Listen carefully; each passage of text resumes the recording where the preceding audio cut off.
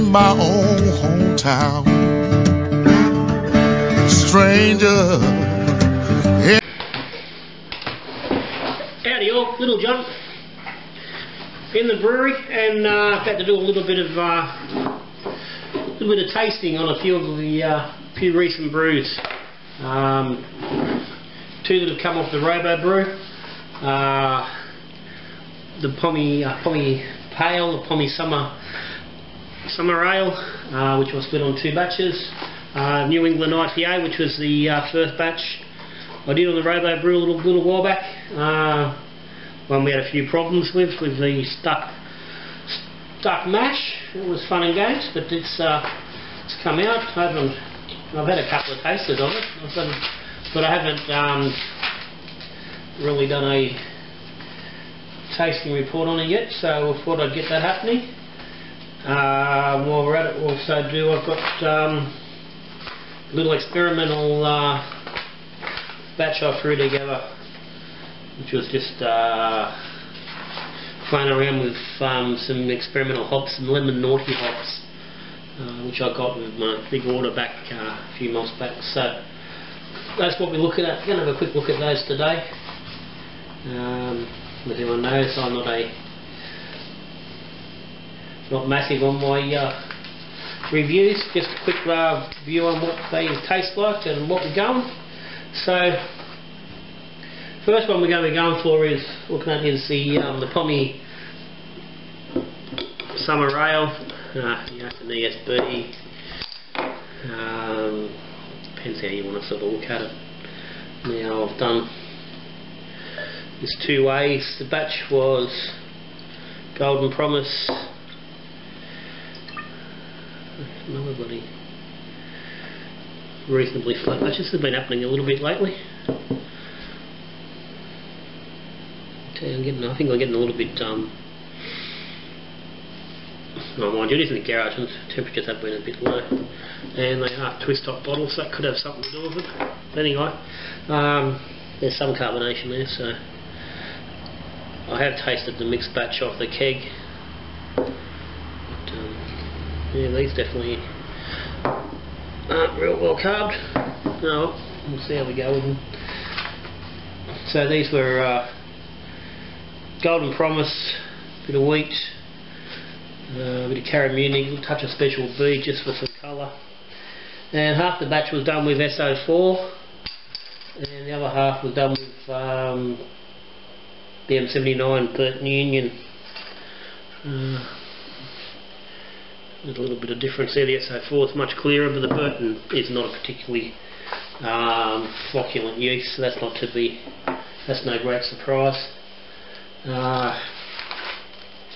We'll get these other ones poured while we're going. Number 28 here, which is the I've called the Swamp Water New England IPA.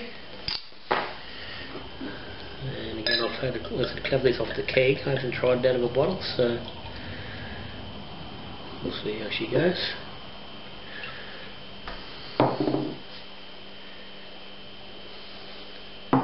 And the last one is the Lemonaughty experimental hop. It's really an ale. It's a lager sort of a build, but I just threw it into a demijohn at ambient temperatures with new SO5, simply to play around with the hop. So we'll start with this Pommy Ale, and it's a bit of a worry with no head there on it. It's a tiny little bit of carbonation. And I said it is, we're dead smack in the middle of winter. The garage it's lucky to peak out at 17 sort of 18 degrees at best, and quite often sitting in the low teens. So it's not the best place for carbonation at the moment. And this has been in the bottle for just over a month. I can't see it, but the date will be here somewhere. Yeah, bottled the 24th of June, so it's only just over a month. So that will probably take a little bit longer to carb up.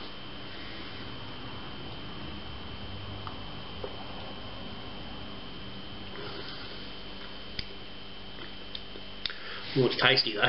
Yum.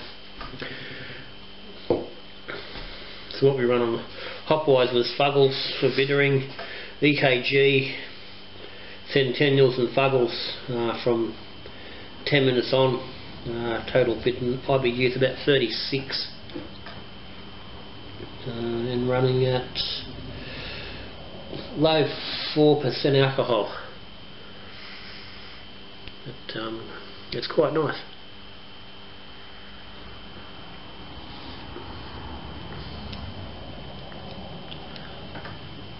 Now, so I've been drinking the keg, which is a mix of both batches, so it's really hard to get a really good idea. That's clean. The malts are nice. It's good. There's a good level of sweetness there. Bit extra flavour there. That little bit of Munich and the Special B. That's the SO4. That's actually the first time I've used SO4 in a beer. Never used it before. It's come up quite. It's quite clear. Yeah, it's not crystal by any means, but I said it's only been a bottle a month, and the bottles been in the fridge, or probably I might have put them in last week. So reality is it's probably only had 3 and a bit weeks carving up. So and the clarity will get a little bit better, but I'm pretty happy. Nothing wrong with that. So this is with the Burton Union. This is a discontinued yeast. This is one of keeping around in the yeast bank because it's a yeast I like to use. Works really nice on particularly things like Hobgoblin clone or a a more malty bitter.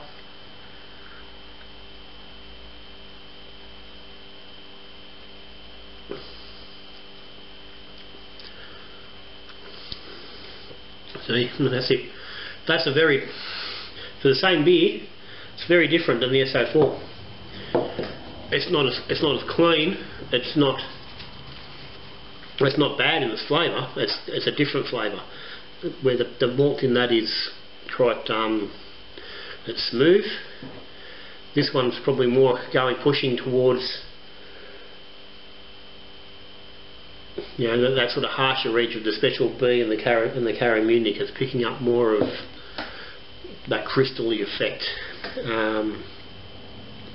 So it's not quite as clean sweet.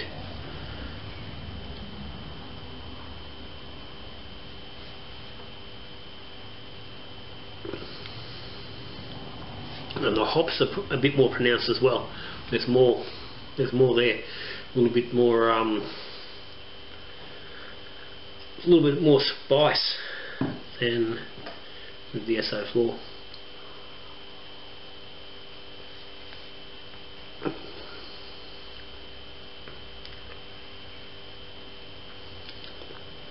Yeah, it's almost like there's a deeper hop presence in that than this. The real thing, like, I really wanted to say what the difference is. That's clean, that's not. But it's not a bad thing. It's just a different finish. That's almost pushing towards your lager sort of end. It's the bottom end of the category where it's clean and crisp and fresh. And that's getting this with the Burton Union is pushing more into the grungy, dirtier side. It's where the malts and the hops are really standing up. Where they're just a little bit more subdued. They're sort of tucked back a little bit. And if I was to give that to if someone was to give you that and you didn't know, you'd have no idea that was exactly the same beer, the same base, just a different yeast, because they taste fairly different.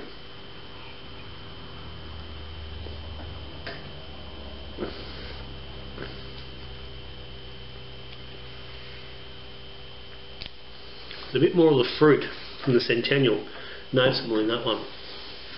But so there you go, SO4, and that wasn't brewed as a comparison. It wasn't to put one against the other. It was just simply to try to see what the differences were. So as I said, if I was to use that in a beer going forward, if you want a nice pale ale that's clean and crisp, as I said, even pushing towards a fake lager, that SO4 is going to work reasonably well. I had no problem with it stalling that some people do. It went along quite alright, attenuated fine. Within the 1040 down to 1012, so did what you expect it to do. So I said 3.7. The Burton Union stopped a little bit higher at 1014. It's about 3.6 alcohol ABV. So they're both mid strengths, but both very nice beers. So I'm happy with those. Definitely seeing that Burton Union's going to work more towards your darker beers, even pushing into your porters, stouts and stuff. I said Hobgoblin. What's really good? Hobgoblin-ish, Bombardier, something that's a bit more crystal focused. Okay, next batch along here we go on the line is the New England IPA. As I said, this is my first go at a New England IPA. So it was fairly experimental, big whacking around with the water additions, the chemicals and whatnot. It's very brown looking, as opposed to I see a lot of people, they're very orange. And exactly where that comes from, I'm not really sure. I don't know exactly how that works, but it's more a tan colour than orange. But big nose. It's not woofed in your face like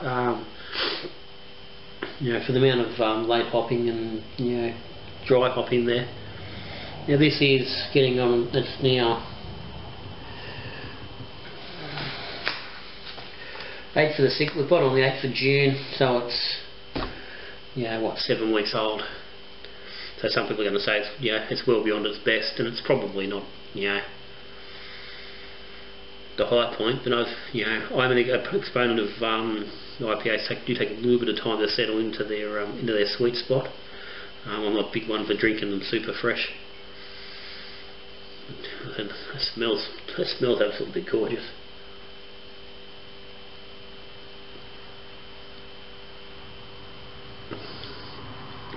It tastes every bit as good as it bloody smells. Whew, yeah. For a long time I've not been a big fan of dry hopping and bloody post-boil hops and whatnot. And I mean, I've worked around to it a little bit. It's still not a preferred method, but obviously this is the style that needs to be done, and it works really well. The way the process is done. There's the videos there of of this being made. Tallied up with somewhere around, I think it was about 270 grams of hops, all up in the 23 litre batch. This one's running just over, where are we, a bit over 6% alcohol, 6.3%, which would be in the keg. So this one, the bottles are running about 6.7%. So it's going to knock you around a little bit, IBU wise. We worked it out. I calculated 46.8.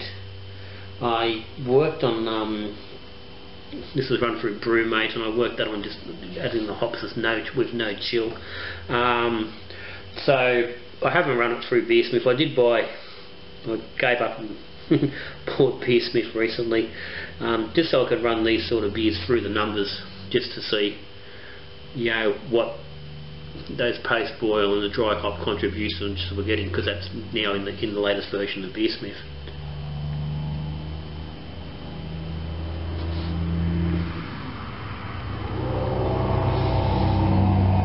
So my calculations, 47 IBU, and tasting it, I'd say that's pretty much around the mark.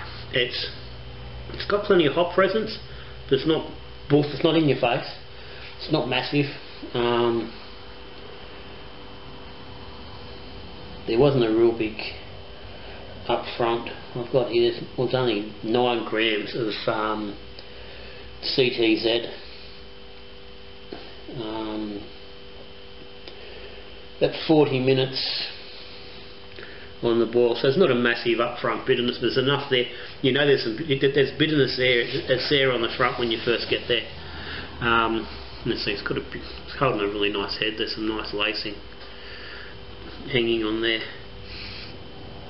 Yeah, there's a nice smell without being overpowering. And obviously, you could play around a little bit with those hops to get more fruit in there.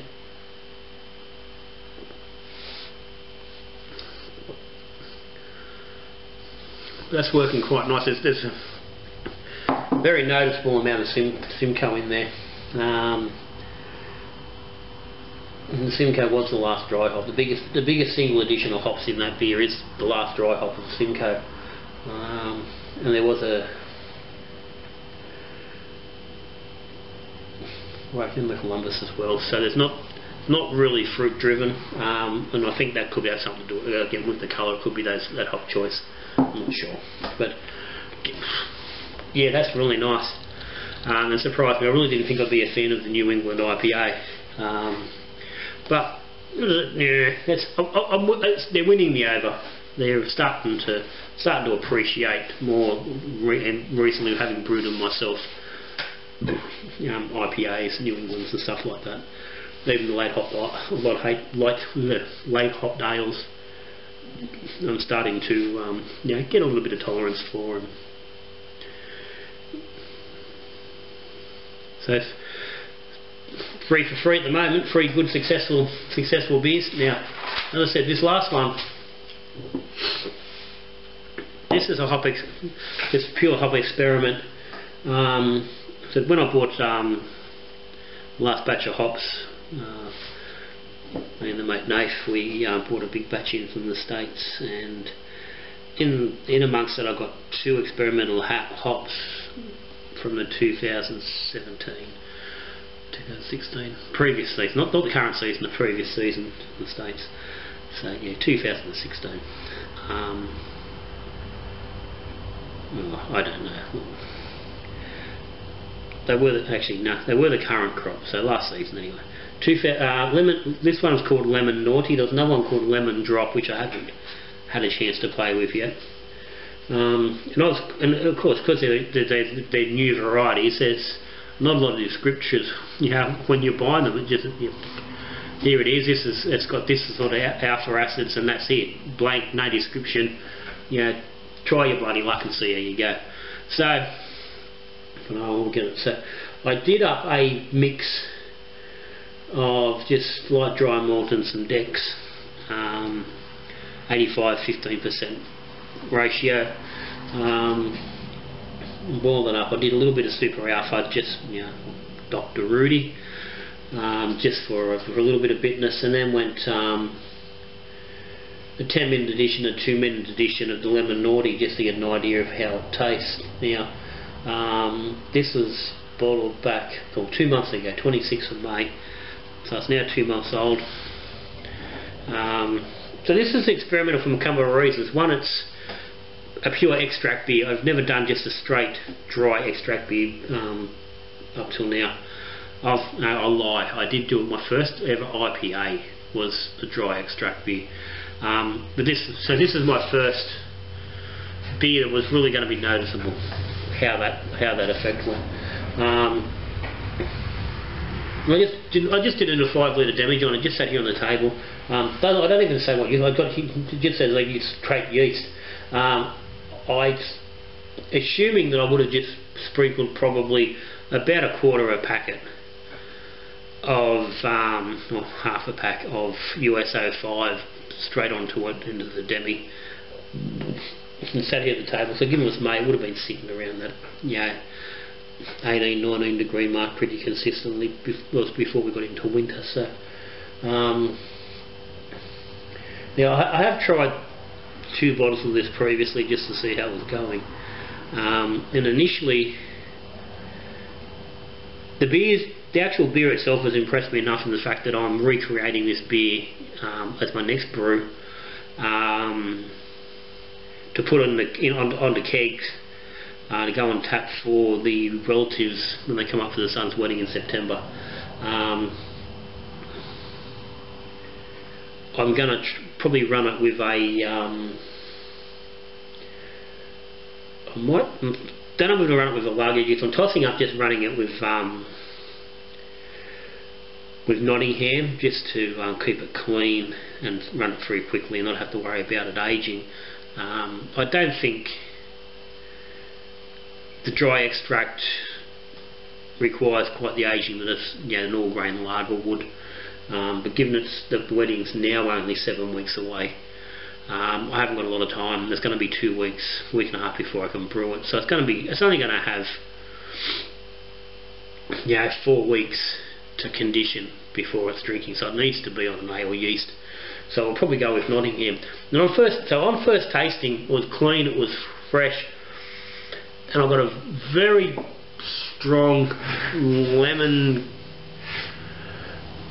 I described it as lemon pudding. Almost like a lemon tart sort of a taste. It was lemony, but it was sweet, and it was, thick. It wasn't bitey. It was a sweet lemon, not a sour lemon. And it was quite nice. And the second tasting, which was about a week and a half after that, actually said there's nearly 2 weeks, that sweetness had settled a little bit, and I commented there about it being very much reminiscent of like a cerveza type beer with the lemon in it and the way that it felt, which is why I was trying to recreate it. So as you can see, it's holding a really nice head. That's been sitting there now for 20 minutes, and that head's still holding quite nicely. Got a good carb. I think that's what's been done with it. Would have just been carb drops. Again, it doesn't say. I've been a little bit slack on the notes on this one, to be in all honesty. No real nose on it. There's a tiniest little bit of, again, it's that pudding. It's that lemon pudding smell. It's lemon, but it's not the body. It's not a lemon juice smell. Lemon custard or something like that. Lemon meringue. It's that lemon that's been offset with that sweetness.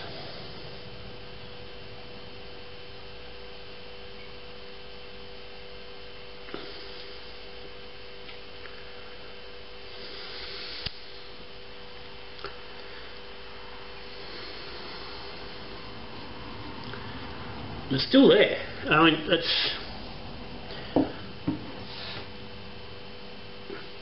I think it's starting to lean a little bit more. The sourness is starting to, like that more sour side's coming over a little bit.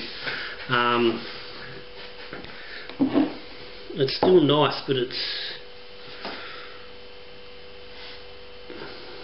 I think it's a hop that, how it's going, it needs just something with it. It's like I'm not saying I think it's a little bit heavy, for want of a better word. It's not clean, it's not fresh, it's it's got a nice flavour, it just needs something else with it.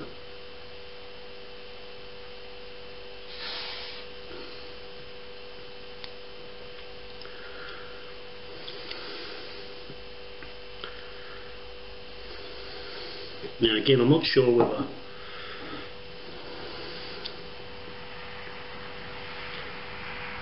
that extract is actually creating some of that heaviness, and it wouldn't surprise me at all that it is. It's again, I've taken no gravity readings or anything on this. I just bottle it. So I'm thinking, I'm looking at it now thinking, okay, possibly needs to be thinned a little bit. I think it's a little heavy on the straight malt. And 15%, I think it could probably do with upping a little bit. Just to drop that heaviness. There's a lot of body in there for essentially what is sort of a, like I said, it's not a lager. It is done as an ale.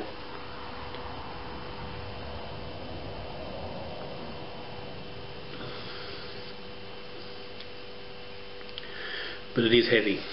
It's a lot heavier than what you really want it to. The underlying, the flavour of the hops is quite nice. I think cutting that malt back a little bit would would be beneficial. It certainly would help if it wasn't so heavy. So, you know, maybe going, 20%, 20-22% with the dextrose would probably help to bring that down. And again, yeast would certainly help. I think the Nottingham would probably strip that a little bit harder. The USA 5's probably left a little bit there, so I think a combination of yeast is going to just strip it a little bit more. I know that even the BRY 97, from the direct comparisons previously, is going to strip that a little bit more. So I think, this, as it is, I think increasing that to maybe 20% dex as opposed to 15, and changing the yeast out from the A5 to a BRY 97. I might even run a split batch on that, do a BRY 97 and do a half Nottingham as well, just to see how they compare. So that's us for today. That's all done. All successes. So, got any questions? You want to clarify anything? Stick it down the bottom there. If you haven't hit the subscribe button down there in the left corner, do so. Getting that subscribe, get notified when there's new videos coming up, so you don't miss anything. There's always something going on in the brewery. And that's it. So until I see you again, and we're talking beer, we're brewing beer, or we're drinking beer. Good brewing.